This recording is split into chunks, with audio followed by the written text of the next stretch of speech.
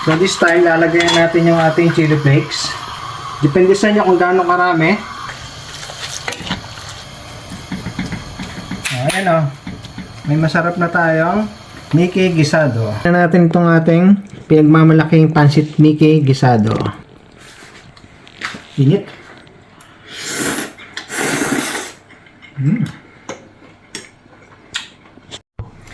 Hello again guys, welcome again sa aming YouTube channel, Elmer Desiree TV. Maraming po salamat muli sa pagtangkilik nyo sa aming munting channel. Patuloy po tayo lumalawak na naabot at yun ay dahil sa inyong patuloy na pagsuporta sa aming channel na Elmer Desiree TV. So ngayon, magluluto tayo ng isang recipe ng pansit na lagi kong niluluto tuwing may okasyon kami. Ito ay ang ating Mickey na gisado. So bibigyan bihis natin ang ating dried Mickey dito na ating ihahanda sa gabi ito. So ang ating mga ingredients ay narito. So, ang pangunahing sangkap ng ating Mickey Gisado ay ang ating pork. Ito siya. So, kailangan natin ng pork broth. So, ilalaga natin siya na may asin bago natin siya sasangkotsahin para magkaroon tayo ng pork broth. Ang ating pork liver. So, ang ating mga pampalasa. Masarap kasi ang pansit na Mickey ng Gisado kung meron tayong konting sipa. Ito ay chili flakes. Ang ating paminta o ground black pepper. Ang ating toyo, oyster sauce. Ang ating asin at ang bida ng ating lutuin ito ang dried noodles na ito. At simple lang ating gulay. Meron lang tayo ditong cabbage at carrots. So, of course, kailangan natin mga panggisa. Ito siya. Ito ang ating vegetable oil at ang ating sibuyas at bawang. So, ihanda natin ang ating ingredients sa pagigisa. Okay, simulan natin sa ating bawang ng ating ingredients. So, ito siya. Kailangan lang natin ng 4 na cloves ng ating bawang. Dapat tama lang ang balanse ng ating bawang sa pagigisa sa ating masarap na gisado.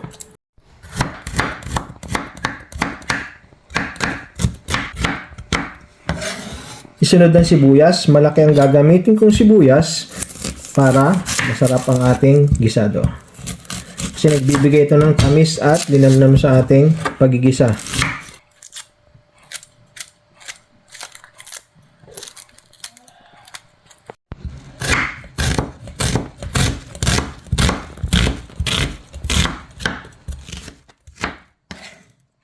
Okay, let's start cooking. Ilaga natin ng ating pork. So, kahit anong pork, ang ginamit ko dito ay pork shoulder o kasim. Ito ang ating pot. Lagay lang ang pork. So, may free boiled water na ako dito para mabilis ang pagpapakulo. Ito lang natin siya ng asin para maglasa ang ating pork at takluban. Papakuloyin natin siya. Maganda na tayo ng mga gulay at panggisa natin. Sunod na agad natin ang cabbage. So, malalaking gayat niya. Kasi panggisado ito. Kalahati lang. Tama na yan. Ito ang carrots. So, yung gayat nga pala ng ating cabbage ay ganun sa halos sa gayat natin ang nilahok natin sa ating pinost na video ng nilaga.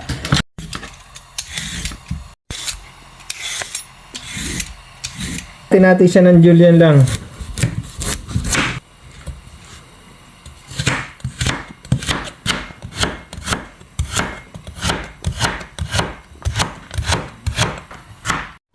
By the time matapos natin ito, so kumukulo na rin ang ating pork. Tahanguin na natin siya at gagayatin na rin natin.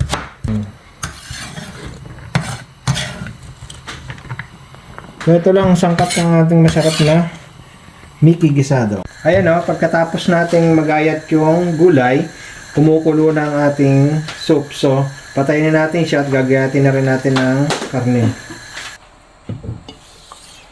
Hindi na natin kailangan ng pork broth na artificial. Ito siya o, meron na tayong fresh na pork broth out of this meat. So, ito ring meat na itong gagayatin natin para sa pagigisa. So, ito ang ating pork. Kahit mainit pa siya, gayatin na natin siya. Gigisa natin to. Kumuha lang tayo ng broth.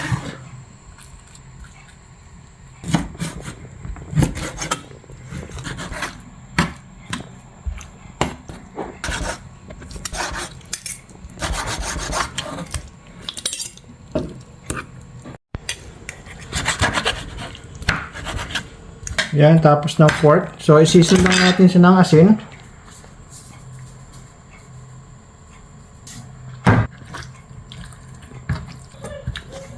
So, season din natin ng salt ang pork liver natin bago tayo magsimulang mag-isa ng ating karne. Grab lang natin ng paminta. Ganyan lang. Ilagay lang tayo ng mantika. Lalayan natin ang ating pork. Para lang natin siyang pipirituin, papupulayin natin siya bago natin ilaw ang iba pang ingredients.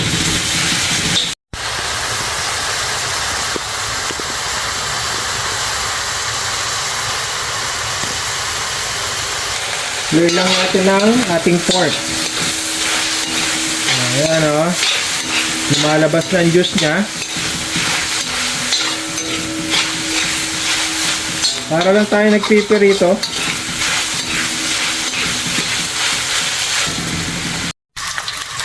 Okay, sunod natin ng ating atay kapag nahalo na natin ito. Ayan o, namumutok na.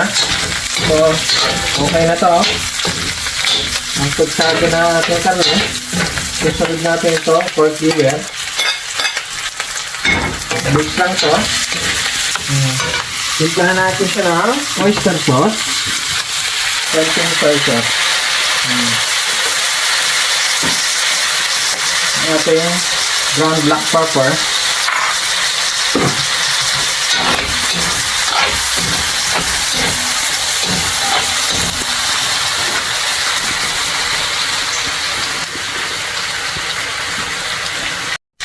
So ngayon, hangwain muna natin itong ating karne at magigisa tayo ng ating sibuyas at bawang.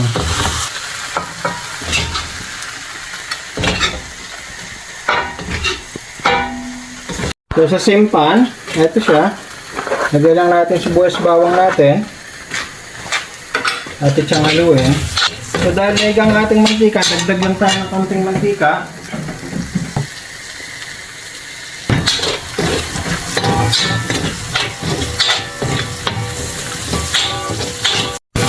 So ito, lagay natin ang ating gulay dito sa ating ginisang sibuyas at bawang. Hilahan natin carrots. May ating cabbage. Inulan natin ang carrots dahil sa ito ay matagal lutuin.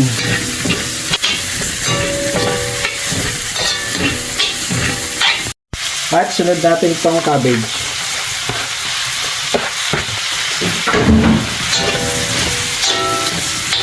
Sunod na natin itong ating ginisa kaninang karne.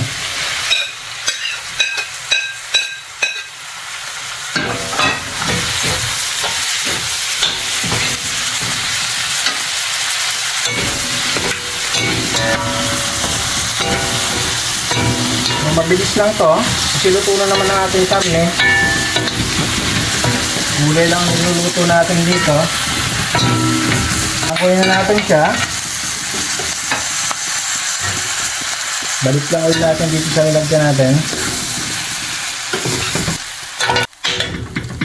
So kaya lalagyan natin ating broth kaninang ginawa. Ito yung pork broth. Yung mga tutong na yan, sarap yan. Kasi magbibigay ng flavor dito sa ating karne. So timplahan lang natin siya ng toyo ulit. Oyster sauce. At paminta. Counting asin. Hintay lang natin siyang kumulo.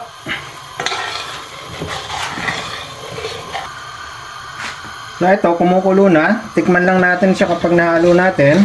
Ilalagay ng noodles. Okay na lasa niya. So, pwede natin ilagay itong ating noodles. Masarap dito yung medyo masabaw siya. Kasi later on, kapag lumamig na siya, kakainin din itong noodles natin ang sabaw niya. So, iinumin siya.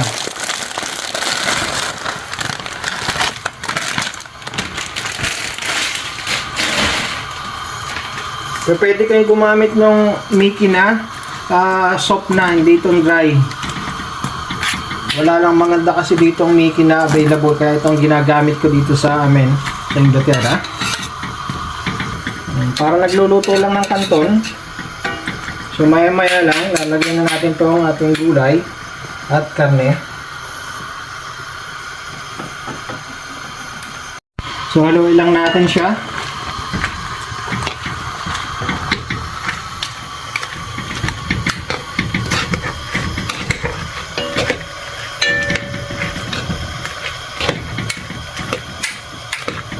Siguraduhin natin walang dikit-dikit siya kasi hindi naluluto yung iba kapag ka may dikit-dikit siya.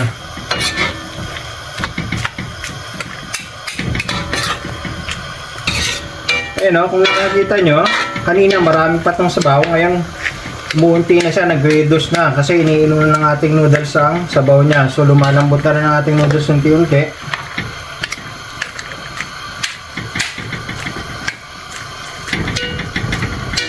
Kaya importanteng na masabaw siya.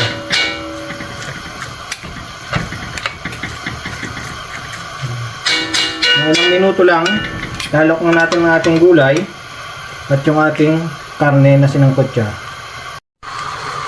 So ito, lalagyan na natin yung ating gulay at karne yung sinangkot siya kanina.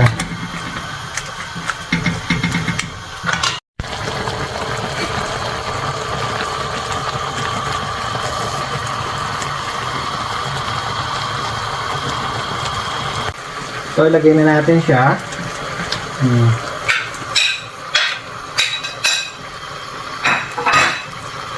At ating siyang haluin.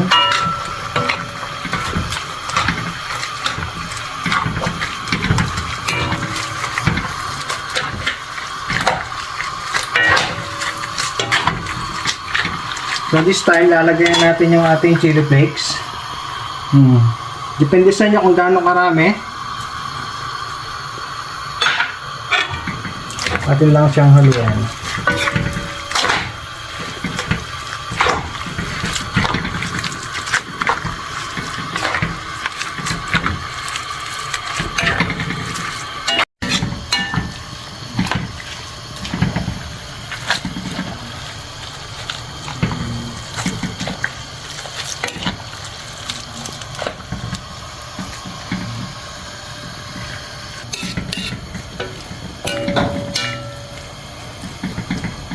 Ayan o, may masarap na tayong Mickey gisado.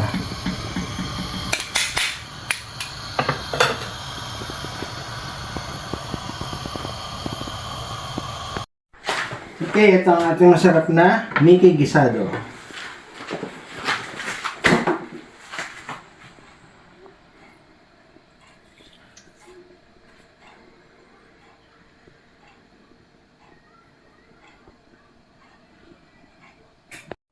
Okay, husga natin ang ating pansit Mickey gisado.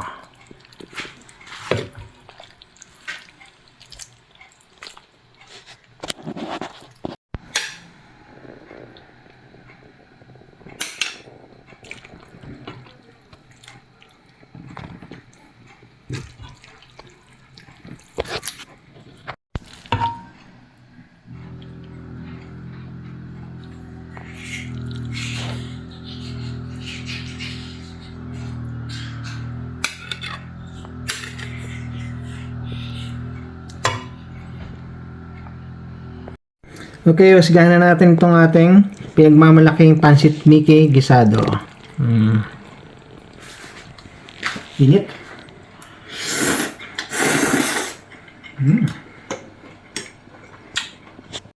Okay, isa na namang masarap na recipe ng pansit ang ating pinakita sa gabing ito. Para sa mas marami pang video ng ating DIY at cooking, patuloy niyo po kami subaybayan sa aming YouTube channel, Elmer Desiree TV. Thank you very much and God bless. Bye-bye!